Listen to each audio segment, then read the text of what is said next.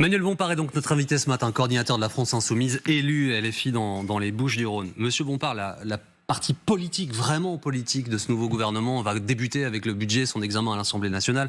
Je rappelle pour tout le monde que c'est pioche illimitée sur le 49.3. Pour le budget, c'est un domaine particulier, mais c'est sans doute le moment le plus politique. Quel est l'état d'esprit d'LFI et du NFP au moment d'attaquer cet examen ? Combatif et n'acceptant pas les orientations qui sont proposées dans ce budget, qui, de mon point de vue, vont faire souffrir les Françaises et les Français et vont avoir un impact économique qui va être désastreux. Pour le dire en quelques mots, Michel Barnier et le budget qu'il va mettre sur la table ce soir est un budget qui revient à couper 60 milliards d'euros, à faire 60 milliards d'euros d'économie, c'est 2% du PIB. Et à le faire avec un plan d'austérité le plus violent que le pays n'ait jamais connu. Juste 2% du PIB, c'est l'équivalent du plan d'austérité qui avait été imposé à la Grèce en 2010, exactement. Alors, la conséquence d'un plan d'austérité de cette violence, ça a été, dans les années suivantes pour la Grèce, 25% du PIB en moins. Donc je pense que ça va produire une récession économique et que c'est vraiment pas la bonne manière de s'attaquer au problème de l'augmentation des déficits publics. Mais alors, il y a 40 milliards de réduction de dépenses, mais il y a aussi 19 milliards, un peu plus de 19 milliards d'impôts. Est-ce que ça, finalement, c'est pas plus proche de vous que ne l'était le budget présenté l'année dernière par les macronistes? Alors, notamment sur les plus revenus. Oui. Alors, ce qui est certain, c'est qu'après nous avoir dit pendant des années et des années que les solutions que nous proposions étaient les plus mauvaises solutions, qu'il fallait certainement pas faire ça, je note avec satisfaction, d'un certain point de vue, que enfin cette minorité, cette nouvelle coalition comprend qu'il n'y a pas d'autre solution que de mettre à contribution les grandes entreprises qui se sont fait beaucoup d'argent et les plus riches du pays qui ont tout à fait les moyens de contribuer à la solidarité nationale. Donc mais vous ça ne votez peut pas. Ça. Non, attendez. Enfin, je vais vous répondre. S'il y a des mesures qui permettent de mettre en place une taxe sur les super profits ou d'augmenter les impôts sur les 0,3% des plus riches, puisque c'est les chiffres qui sont avancés, je ne vais pas m'opposer à ces mesures-là spécifiques. Mais il faut après pas raconter d'histoire aux gens. C'est l'arbre qui cache la forêt. D'ensuite, des mesures qui vont se traduire, par exemple, par le refus d'augmenter les retraites sur les 6 premiers mois de l'année 2024. En moyenne, c'est 150 € en moins pour une pension moyenne. Je rappelle qu'il y a 2 millions de retraités. Voilà. 1400 médiane. C'est la médiane. Sur à peu près 1400 € de pension, c'est 150 € qui vont être prélevés aux retraités. Attendez, je vais répondre à votre question, mais je veux juste dire, il y a 2 millions de retraités en France qui vivent sous le seuil de pauvreté. Alors, et ils vont se faire enlever une partie de leur retraite. Je trouve ça scandaleux. C'est ma question. Est-ce que vous seriez favorable à un système, vous prenez donc la médiane, on coupe l'ensemble en 2 parts égales, on se dit en dessous de 1400, on n'y touche pas. C'est-à-dire on indexe toute l'année, et au-dessus, on fait un effort. Mais vous jouez ça ou pas? Alors attendez, sur le principe, oui, je suis favorable à ça. Est-ce que l'outil, c'est le fait de dire on va indexer les pensions sur l'inflation, uniquement les petites pensions et pas les grandes? Je pense que c'est pas le bon outil. Le bon outil pour organiser le partage des richesses entre les plus hauts revenus, que ce soit sous la forme de salaire ou que ce soit sous la forme de pension de retraite, et les plus bas, c'est la fiscalité. Non mais là, c'est l'impôt sur le revenu. Oui, mais là, on a un outil qui est immédiatement disponible au 1er janvier. Est-ce qu'on s'en sert? Non mais attendez, l'outil d'impôt sur le revenu, il est immédiatement disponible au 1er janvier. Vous l'avez dit vous-même. Sans préjudice du reste. On peut faire les deux. Mais je ne pense pas que ce soit le bon outil pour organiser le partage de la richesse. Donc il faut épargner même les très hautes retraites. Attendez, je ne dis pas qu'il faut les épargner. C'est ce que vous venez de me dire. Non, pardon, attendez, précisons les choses si vous voulez bien. D'accord. Il y a une mesure qui s'appelle la revalorisation automatique des pensions de retraite sur la base de l'inflation. Je ne suis pas pour toucher cette mesure. Maintenant, il y a notre possibilité pour mettre à contribution, y compris les plus riches des retraités, ça s'appelle l'impôt sur le revenu et ça nécessite d'augmenter des tranches sur l'impôt sur le revenu pour que les plus hauts revenus, que ça soit sous la forme de pension de retraite ou que ça soit sous la forme de salaire, soient mis davantage à contribution. Donc je ne suis pas pour ne pas les mettre davantage à contribution, mais pas par cette outil. J'en viens aux entreprises, à la fiscalité sur les entreprises. Quand on rentre dans le détail, là, sur la super taxe au-delà de l'IS, des 25% d'IS, ça va toucher les grands groupes, mais on s'aperçoit aussi, quand on rentre dans le détail, et le diable est là, comme vous le savez, que ça va toucher les ETI françaises, qui ont cette particularité... Entreprises de taille intermédiaire. Oui, qui ont des boîtes qui font souvent 1 milliard d'euros de chiffre d'affaires, pas nécessairement très profitables, mais qui ont cette particularité d'avoir leur emploi en France, à la différence des grands groupes.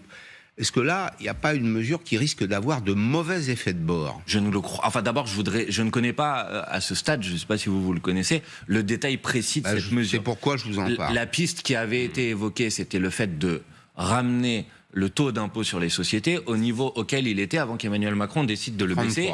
en le concentrant uniquement sur les grands groupes. Moi, il se trouve que j'étais défavorable au fait de baisser le taux d'impôt sur les sociétés sur les grands groupes. Donc je ne vais pas vous dire que je suis contre le fait de le remettre au niveau auquel il était.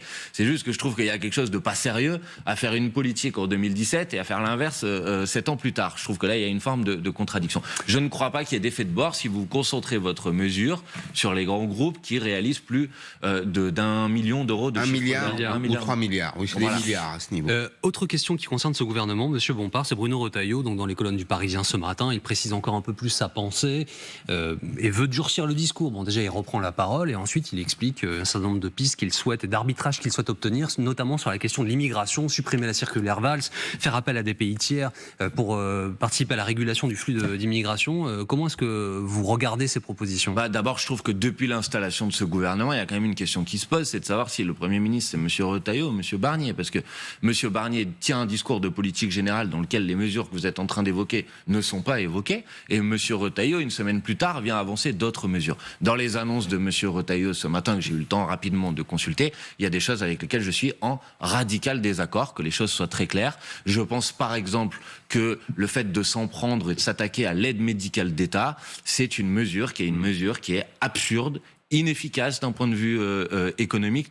Toutes les expériences précédentes, y compris dans d'autres pays d'Europe où cette mesure a été mise en place, se sont traduites par un échec. Pour une raison très simple que les gens doivent comprendre, c'est que si vous ne soignez pas une pathologie immédiatement, elle s'aggrave, elle se traduit par un engorgement des services d'urgence, et y compris d'un point de vue financier.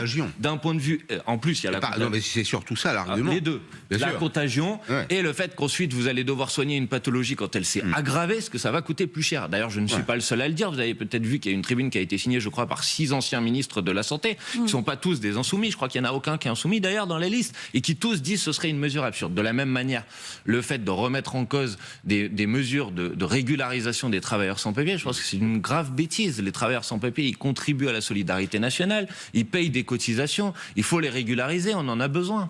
Alors, Monsieur Bompard, vous êtes élu des Bouches-du-Rhône de Marseille. Il y a cette vidéo qu'on va peut-être pouvoir remontrer à nos téléspectateurs de personnes cagoulées qui se mettent en scène avec écrit DZ Mafia, qui est le nom d'un des gangs marseillais dans le narcotrafic et qui tient à se mettre à distance des assassinats commandités et effectués ou prétendument effectués par des mineurs de 14 ou 15 ans.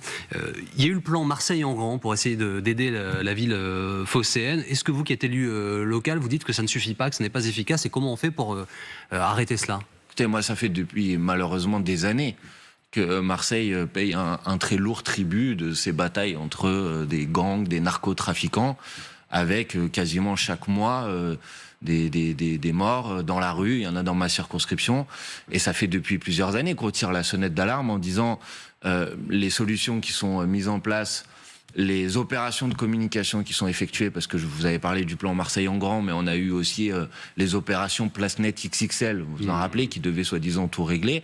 À chaque fois, moi, je disais, attendez, arrêtez avec ces formes de communication, parce qu'elles ne règlent rien. Vous savez, moi, dans ma circonscription, et de manière générale, dans les quartiers populaires de Marseille en particulier, moi, on me dit quoi ? On me dit, il y a des opérations de communication, le ministre vient avec des CRS et des caméras ce jour-là, mais sauf que quand le ministre est parti avec les caméras et les CRS, le lendemain, les points de deal reviennent. Donc je pense que je pense que la solution n'est pas la bonne. Je pense que ce qu'il faut faire très concrètement, c'est concentrer les moyens financiers qu'on met et qu'on accorde à la police judiciaire.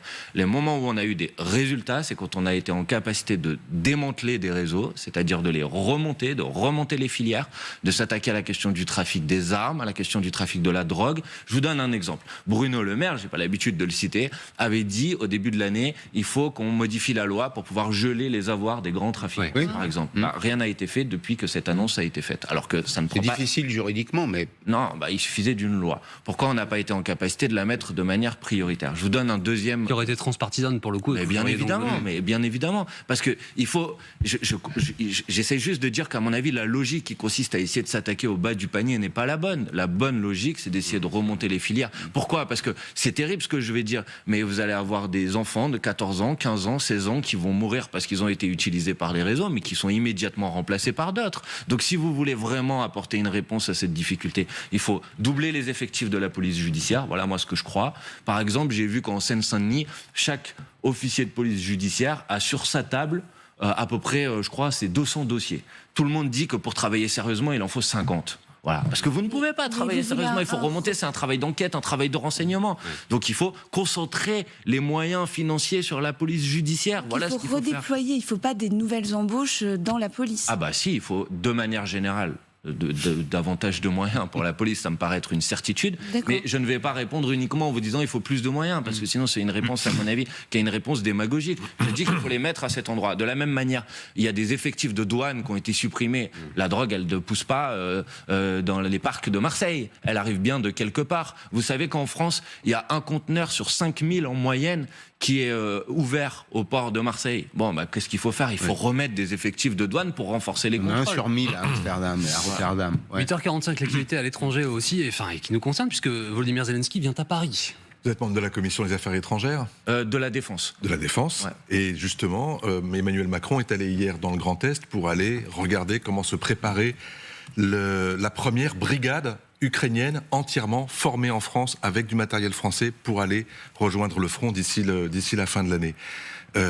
L'accord de sécurité entre la France et l'Ukraine qui avait été mis au vote à l'Assemblée nationale, vous aviez voté contre. Oui, on l'avait pas voté. Vos camarades socialistes et écologistes avaient voté pour. Vous en êtes tous dans votre réflexion sur ce qu'il faut faire aujourd'hui pour aider l'Ukraine ? Non, alors d'abord on a voté contre cet accord de sécurité. Pour autant, on ne s'est pas opposé au fait que la France apporte son soutien à l'Ukraine qui a été victime d'une attaque, d'une violation du droit international qui était tout à fait inacceptable. Ce que je regrette, et peut-être que ça peut être l'objet de notre débat, c'est que où sont les perspectives ? Quelle est la stratégie à long terme ? Quelle est la manière et qu'est-ce que fait la France pour essayer de créer les conditions du retour de la paix ?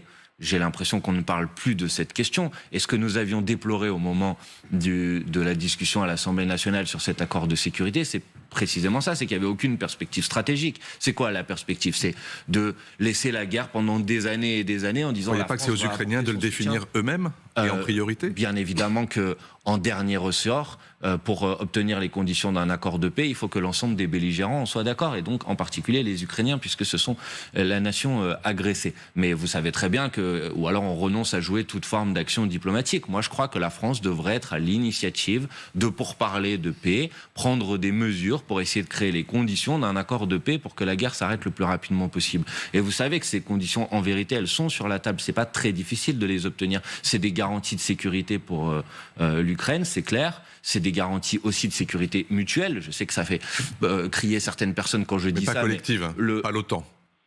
Ah, moi, je pense que ça ne passe pas par l'OTAN, personnellement, parce que je pense précisément que si vous voulez créer des garanties de sécurité mutuelle, c'est-à-dire pour chacun des pays, je ne pense pas que ça soit en élargissant l'OTAN jusqu'aux frontières de la Russie que vous allez y parvenir. C'est l'intégrité territoriale de l'Ukraine, c'est une évidence. Voilà, il faut poser sur la table... Les frontières de départ. Il faut que les Russes rendent ce qu'ils ont pris. Le point de départ de la discussion, ça doit être ça. Ensuite, M. Zelensky lui-même, excusez-moi, vous dites c'est à l'Ukraine de définir, M. Zelensky lui-même a déjà dit que sur les territoires qui sont les territoires disputés, il était prêt lui-même à des formes de consultation populaire. Donc, par exemple, ça peut être une manière d'apporter une réponse et de créer les conditions d'un accord de paix. Je regrette, en fait, on ne parle plus de cette question uniquement que par qu'est-ce que fait la France pour aider l'Ukraine, très bien. Mais moi, je pose la question de qu'est-ce que fait la France pour obtenir la paix. Je pense que ça devrait être ça, notre priorité, et je trouve que ce sujet n'existe pas. Deux petits mots rapides, Monsieur Bompard, s'il vous plaît. Hugo Prévost, qui est élu, la France Insoumise, a démissionné. Il est soupçonné d'agression sexuelle et des faits a priori graves dont on n'a pas le détail par ailleurs. Votre parti réagit très rapidement. Ça veut dire que vous allez devoir donc nommer quelqu'un pour une partielle qui va se dérouler. On a une idée du délai ? Alors, d'abord dire que le groupe parlementaire de la France Insoumise, dès qu'il a eu connaissance de ces informations, a pris une décision très forte qui est de l'exclure de notre groupe parlementaire, et qu'ensuite, effectivement, dans la foulée, il a choisi de démissionner. Donc, ça veut dire qu'il va y avoir une nouvelle élection partielle dans cette circonscription. La loi est très claire sur le fait qu'à partir du moment où la démission est effective, il y a 3 mois pour organiser cette partielle. Ça ne dépend pas de moi à la date de cette partielle, mais bien évidemment, il y aura un candidat du nouveau Front populaire, je le souhaite, investi par la France Insoumise, puisque c'était la règle de notre accord dans cette circonscription. Un tout dernier mot, alors peut-être plus anecdotique, mais vous nous direz, le Paris Football Club, autre club de la capitale, va être racheté par la famille Arnaud. une des plus grandes fortunes françaises, avec un petit bout acheté par Red Bull, qui est un groupe alors d'origine asiatique, mais qui a des antennes un peu partout dans le monde. Est-ce que vous saluez le fait qu'une famille française investisse dans un produit qui était pour l'instant en partie détenu par des capitaux étrangers, mais du Golfe? Alors, honnêtement, je n'avais pas connaissance de cette information, donc je vous donne juste un avis comme ça, personnel, mais moi, mon club, mon mode préféré de propriété, oui, d'abord, et puis après, le modèle de propriété des clubs qui m'intéresse, c'est plus le modèle des sociaux dans lesquels ce sont les supporters Espagnols qui sont propriétaires de leur club. Je trouve que c'est un modèle plus intéressant. Voilà, après, j'ai pas de commentaires particuliers. En Espagne, c'est un peu du pipeau, les sociaux. En fait, ils votent, mais oui, ça s'arrête là. Attendez, la propriété collective du club, par contre, quoi. Moi, je vous dis que c'est un modèle que j'aime bien. C'est du bricolage. Non, mais il y a des coopératives de production, ça, oui. Mais dans le domaine du football, c'est du make-up, tout ça. Non, je ne le crois pas. Moi, je crois que c'est un modèle qu'il faudrait développer. Merci beaucoup, Monsieur Bompard, d'avoir été avec nous ce matin en direct sur LCI.